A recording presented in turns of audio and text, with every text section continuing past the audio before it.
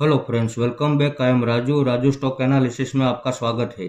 अब कल हमने जितनी भी कंपनियों में ट्रेड लिया है उन सभी कंपनियों का वीडियो कल हम किसी काम की वजह से नहीं बना सके हैं, तो उसके बदले आज हम आपके सामने उन सभी कंपनियों का रिव्यू करने वाले हैं। अब सबसे पहले हम शुरुआत करते हैं जिसका नाम है पिरामिड टेक्नोप्लास्ट लिमिटेड। अब इसके ऊपर हमारी पिछले वीडियो में एक कॉमेंट आई थी कि हम इसका भी एनालिसिस करके एक वीडियो बनाए, तो साथ में इनका भी एनालिसिस कर लेते हैं।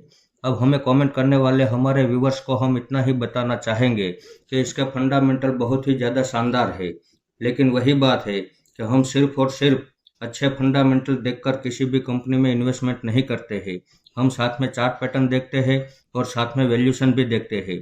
तो वैल्यूशन के हिसाब से अभी ये महंगा है और चार्ट भी आप देख लीजिए, चार्ट में अभी ये नया है। इसके चार्ट में किसी भी तरह की कोई भी टेक्निकल पैटर्न नहीं चल रही है।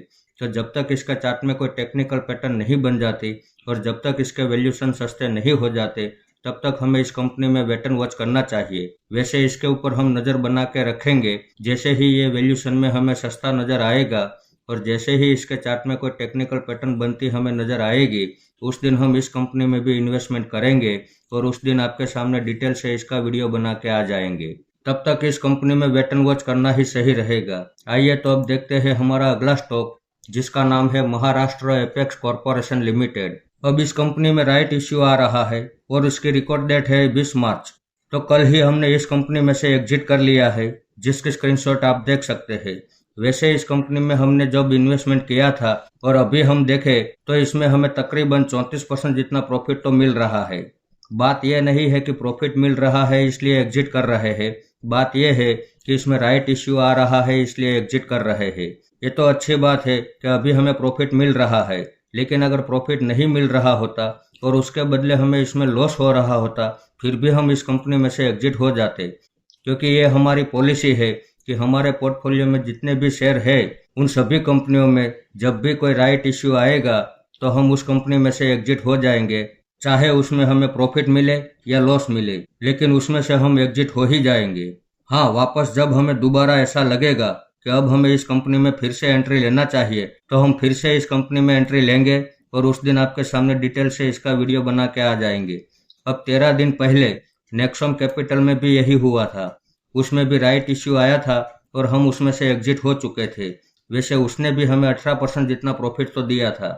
अब ये रहा नेक्सम कैपिटल का चार्ट और हमने जहाँ पे एग्जिट किया था उसके बाद तो ये वहाँ से डाउन ट्रेंड में ही चल रहा है। अब हमें ये नहीं देखना है कि हमारे एग्जिट होने के बाद ये ऊपर की ओर मूवमेंट कर रहा है या डाउन ट्रेंड में चल रहा है। हमें तो बस राइट इश्यू वाले शेयर में होल्डिंग नहीं रखना है, बस यही बात हम आपको बताना चाहते हैं। आइए तो अब देखते हैं हमारा अगला स्टॉक जिसका नाम है जोशी लिमिटेड। अब इसमें हमने 164 रुपये के भाव में पहली एंट्री की थी और इसमें हमारा दूसरा सपोर्ट 110 रुपये के पास था। तो कल ये हमारे दूसरे सपोर्ट के पास आ चुका था और इसमें हमने दूसरी एवरेज भी कर ली है, जिसके स्क्रीनशॉट आप देख सकते हैं। अब अगर यहाँ से और ज़्यादा बड़ी गिरावट होती है तो इसमें हमारा जो तीसरा सपोर्ट है वो 80 रुपये के पास रहेगा, वहाँ पे हम तीसरी एवरेज करने के लिए तैयार है। आइए तो अब देखते हैं हमारा अगला स्टॉक जिसका नाम है नागार्जुन शेयरिंग ग्रुप लिमिटेड। इसका शॉर्ट नेम है NDGL। अब इसमें हमने 3400 के भाव में पहली एंट्री की थी। इसमें हमारा दूसरा सपोर्ट 2300 के पास था, तो कल ये हमारे दूसरे सपोर्ट के पास आ चुका था। तो कल हमने इसमें दूसरी एवरेज भी कर ली है, जिसकी स्क्रीनशॉट आप देख सकते हैं।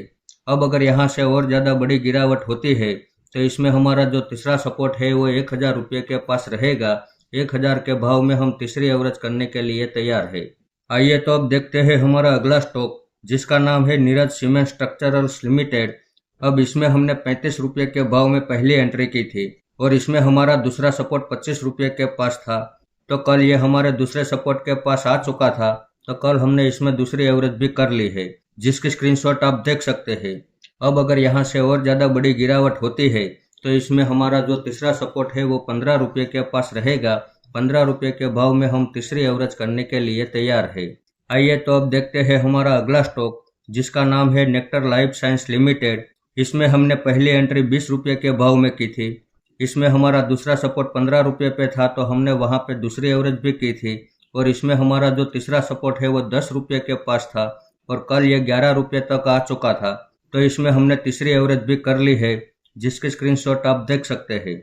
अब 3 महीने पहले जब ये 20 रुपये के पास चल रहा था तब कंपनी के प्रमोटर ने आके 27 रुपये के भाव में बाईबैक भी किया था। अब प्रमोटर ने 27 रुपये के भाव में इस शेयर को बाईबैक किया है और यही शेयर हमें 11 रुपये के भाव में मिल रहा था, तो हमने 10 रुपये तक गिरावट होने का इंतजार नहीं किया और 1 रुपये पहले ही हमने इसमें एवरेज कर डाली है। अब 2006 से लेकर अब तक का चार्ट आप देख लीजिए, इसने 4 बार 10 रुपये के पास ही बॉटम बनाया है और वहीं से बाउंस बैक किया है। 2006 में पहली बार 10 रुपये पे सपोर्ट बनाया, 2009 में दूसरी बार, 2013 में तीसरी बार और 2020 में चौथी बार।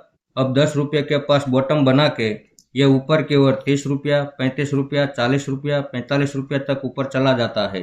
अब चार्ट में पिछली हिस्ट्री के हिसाब से देखा जाए तो इसने 4 बार 10 रुपये के पास बॉटम बना के बाउंस बैक किया है, तो ज़रूरी नहीं है कि इस बार भी ये 10 रुपये के पास ही बॉटम बना के बाउंस बैक करे।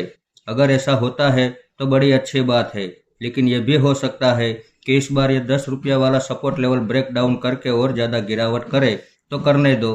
तो इसमें हमारा जो अगला सपोर्ट रहने वाला है वो 5 रुपये पे रहने वाला है। 5 रुपये पे हम और ज़्यादा एवरेज करने के लिए तैयार है। वैसे देखा जाए तो इसके फंडामेंटल में कोई ज़्यादा मजबूती नहीं है, सिर्फ 2 ही बातों की वजह से हम इस कंपनी में इन्वेस्टमेंट कर रहे हैं। पहली बात यह है कि इस कंपनी के प्रमोटर ने 27 रुपये के भाव में बाईबैक किया है और दूसरा पॉइंट इसकी चार्ट पैटर्न है। बस यही 2 पॉइंट ऐसे हैं जिसकी वजह से हम इस कंपनी में इन्वेस्टमेंट कर रहे हैं। हमने अक्सर देखा है कि बहुत सी कंपनियां ऐसी है जिसके फंडामेंटल में कोई भी पावर नहीं होता है, वो सिर्फ और सिर्फ चार्ट पैटर्न की दम से ही ऊपर और नीचे की ओर मूवमेंट करते रहते हैं। तो बाजार की गिरावट में जहां पे भी हमें अपॉर्चुनिटी मिलेगी हम वहां पे अपना इन्वेस्टमेंट बढ़ाने के लिए तैयार है। तो इस वीडियो को आप मेरी ओर से बाइंग या सेलिंग के रिकमेंडेशन ना समझे, ये मेरा पर्सनल व्यू है जो मैं आपके सामने शेयर कर रहा हूँ। ऐसे ही अच्छे टेक्निकल और फंडामेंटल वाले स्टॉक मैं आपके सामने लाता रहूँगा। आपने यहाँ तक मेरा वीडियो देखा उसके लिए आपका बहुत बहुत धन्यवाद।